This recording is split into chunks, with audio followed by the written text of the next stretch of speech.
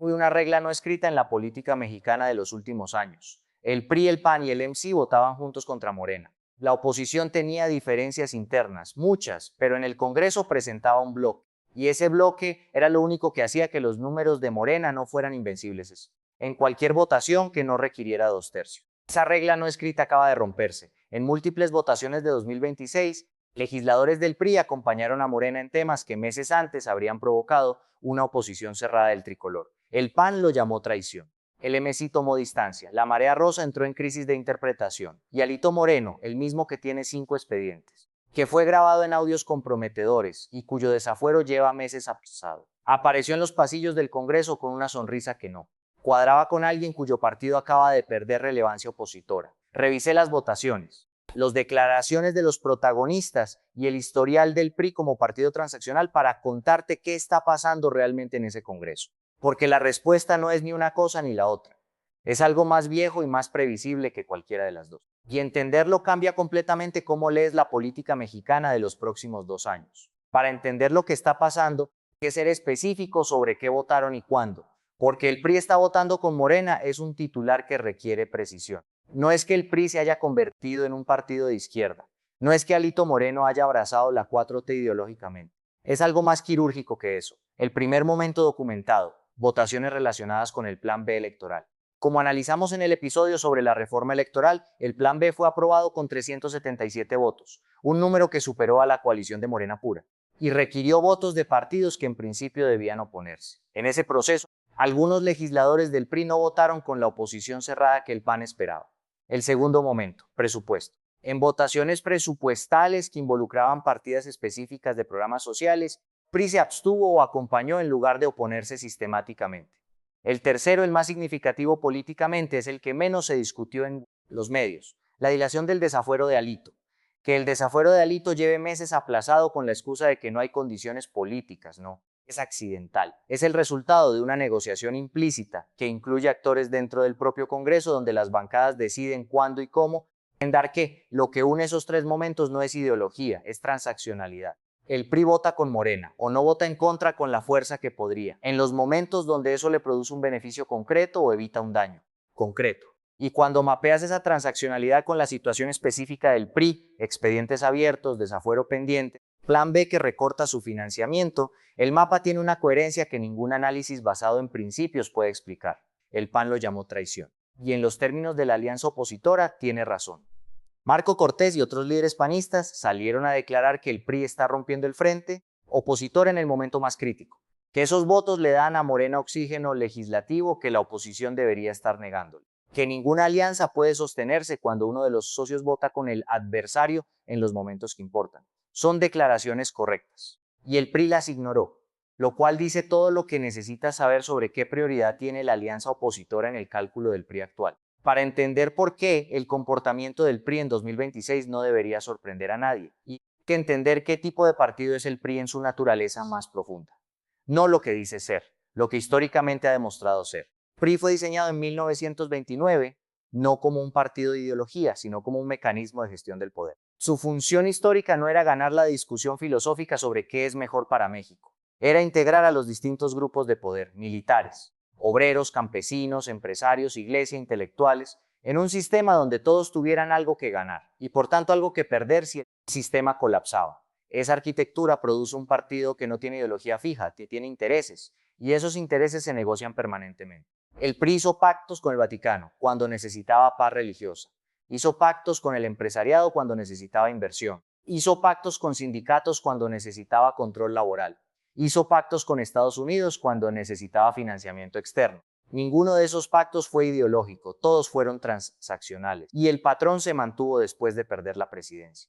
En los gobiernos del PAN 2000 a 2012, el PRI no fue una oposición sistemática, fue un actor que negoció caso por caso, que votó con el gobierno cuando el precio era correcto, que bloqueó cuando el precio no lo era. Los analistas le llamaron el PRIAN antes de que el término fuera popular, porque la línea entre oposición y gobierno era más porosa de lo que el discurso oficial reconocía.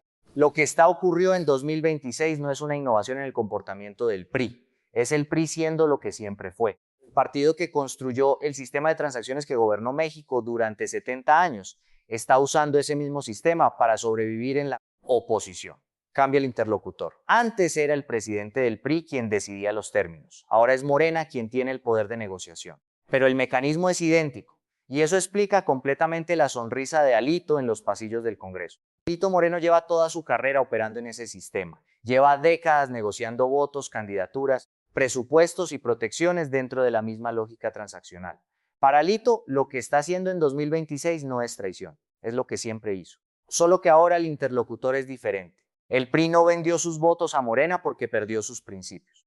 El PRI vendió sus votos a Morena porque así funciona el PRI. Siempre funcionó así. Solo que ahora la transacción es visible de una forma que antes no lo era. Para entender las consecuencias de lo que está pasando, hay que entender que pierde el PAN, no en términos de sentimientos, en términos de aritmética legislativa. El PAN tiene una bancada en la Cámara de Diputados que sola no es suficiente para bloquear a Morena en votaciones de mayoría simple.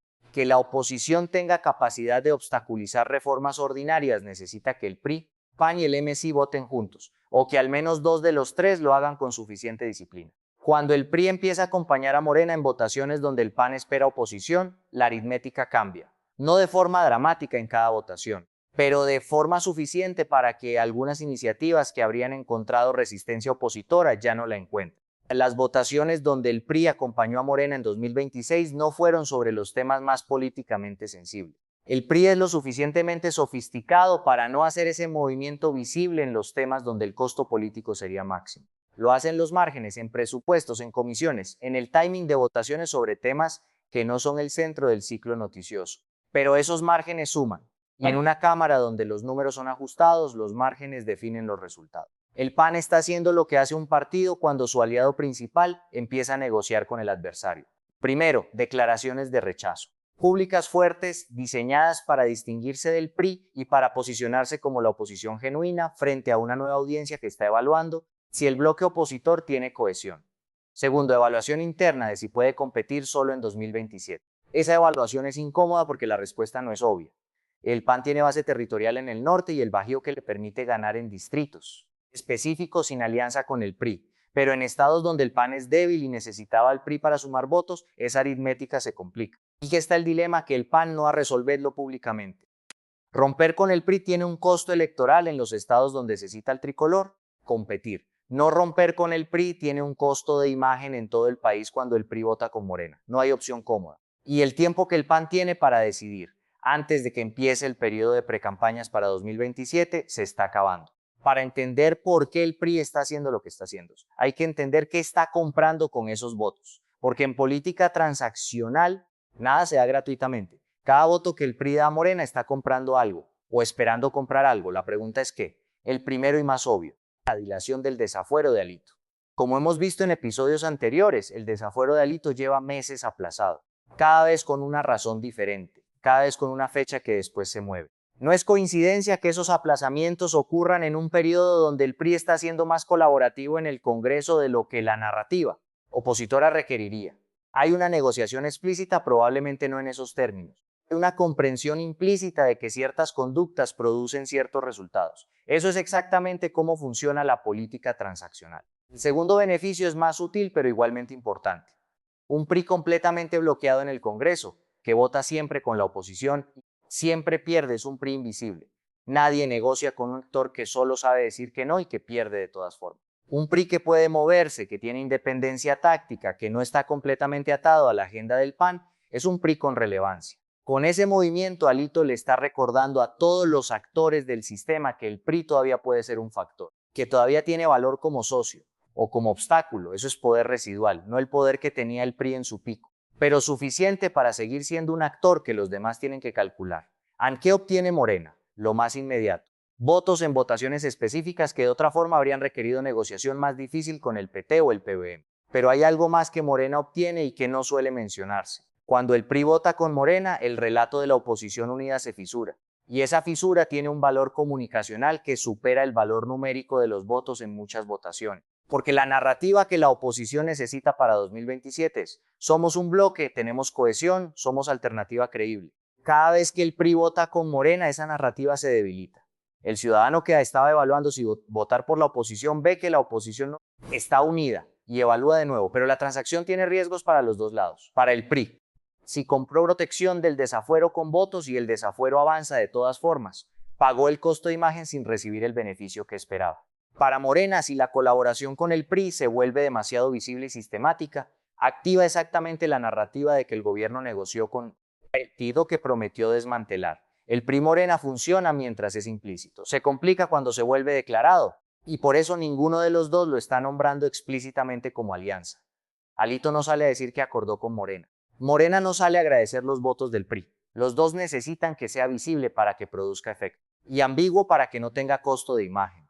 Si la colaboración PRI-Morena en el Congreso no es un episodio sino el inicio de un patrón, la geometría política de 2027 cambia de formas que ninguno de los actores ha articulado completamente en público. Hay que trazar lo que cada escenario produce. Si el PRI decide, implícita o explícitamente, no renovar la alianza con el PAN para 2027 y competir como actor independiente, Morena mantiene su ventaja en la mayoría de los territorios. El PAN pierde votos en estados donde dependía del arrastre del tricolor para ser competitivo. El PRI gana algunos espacios donde tiene base territorial propia y donde la marca de la alianza con el PAN le costaba votos. Y la oposición llega fragmentada a la elección más grande de la década.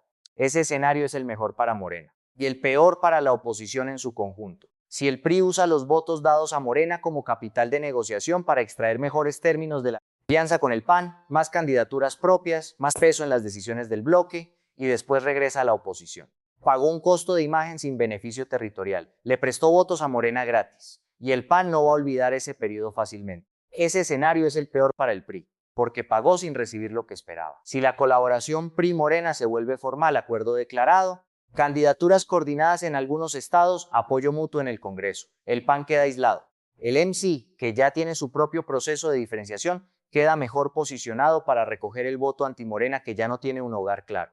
Y la marea rosa, que como vimos en episodios anteriores está construyendo infraestructura propia, puede volverse pues el actor más relevante de un espacio opositor que ya no tiene un partido dominante. Ese escenario es el más improbable pero el más transformador, porque reordena completamente el tablero de partidos en México. Y Morena tiene su propio dilema en este proceso. ¿Cuánto le conviene absorber al PRI como actor funcional en el sistema legislativo? Demasiado cerca y el PRI le da a Morena el argumento que la oposición necesita, que nada cambió, que el sistema de transacciones del viejo régimen sigue operando, solo con diferentes protagonistas. Demasiado lejos y el PRI vuelve a ser un bloque opositor que implica la agenda legislativa en 2027. El punto de equilibrio donde el PRI le da suficiente sin costarle demasiado es exactamente lo que Sheinbaum, a través de Citlali Hernández en la operación partidaria, está intentando calibrar. Cuando ves el cuadro completo, la pregunta de si esto es una traición a la oposición o una jugada maestra revela su propio problema.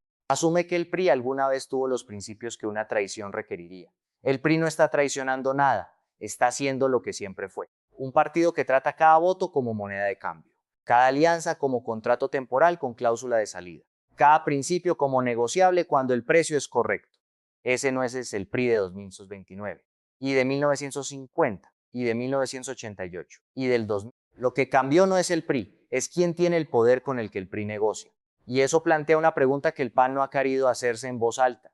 Si el PRI siempre funcionó así, si siempre fue transaccional, si siempre negoció con quien gobernaba, ¿por qué el PAN construyó una alianza con él y esperaba resultados distintos? La respuesta es la que define la ingenuidad política o el cinismo estratégico del PAN. Si el PAN sabía que el PRI era transaccional y construyó la alianza de todas formas, estaba apostando a que los incentivos de sobrevivencia del PRI eran suficientes para mantenerlo en el bloque opositor hasta 2027. Esa apuesta estaba mal calibrada, porque los incentivos del PRI, el desafuero pendiente, el recorte de financiamiento, la necesidad de mostrar relevancia, se alinearon con una negociación con Morena antes de lo que el PAN calculaba. Podría ser una jugada maestra, solo en un escenario muy específico. Si el PRI logra con sus votos a Morena obtener protección real del desafuero de Alito, recursos que amortigüen el recorte del Plan B y posiciones en el Congreso que le den relevancia en la Agenda 2027 y luego regresa a la alianza, opositora con esas concesiones como capital negociado, entonces sí fue una jugada maestra. Compró tiempo, compró protección y volvió al bloque opositora con más que cuando se fue. Pero ese escenario requiere que Morena honre los términos implícitos de la transacción y que el PRI tenga suficiente poder residual para que Morena lo haga. La ironía es que el mismo sistema que el PRI construyó durante 70 años, donde la supervivencia era la única ideología, es el sistema que ahora lo tiene negociando desde la debilidad con el partido que prometía. desmontarlo. El PRI no está traicionando a la oposición, está sobreviviendo exactamente como siempre sobrevivió. Y si eso es traición o jugada maestra depende de una sola cosa que todavía no sabemos. ¿Qué obtuvo exactamente a cambio? Pero la colaboración PRI-Morena no es pública ni permanente. Los actores la niegan cuando se les pregunta directamente. Y el PRI sigue apareciendo en algunas votaciones con la oposición cuando el tema es suficientemente visible para que el costo de imagen sea mayor que el beneficio de la transacción. Lo que nadie sabe todavía son tres cosas. Primera, si el desafuero de Alito avanza o se congela de aquí a finales de 2026, porque esa respuesta va a decir más sobre el valor real de la transacción que cualquier declaración de ninguno de los dos lados. Segunda, si el PAN decide romper formalmente con el PRI o absorber la traición y seguir adelante con la alianza a pesar de todo, porque esa decisión define si hay oposición con dos piernas o con una para 2027. Tercera, la que define todo el periodo. Si Morena puede gestionar la colaboración con el PRI sin que el costo de imagen de aparecer negociando con Alito supere el beneficio de los votos que esa negociación produce. Porque hay un límite muy específico donde el PRI vota con Morena, deja de ser una nota en el Congreso y se convierte en Morena protege a Alito con su propio dinero político. Cuando el ciudadano empiece a leerlo así, el costo de la transacción para Morena va a superar al beneficio.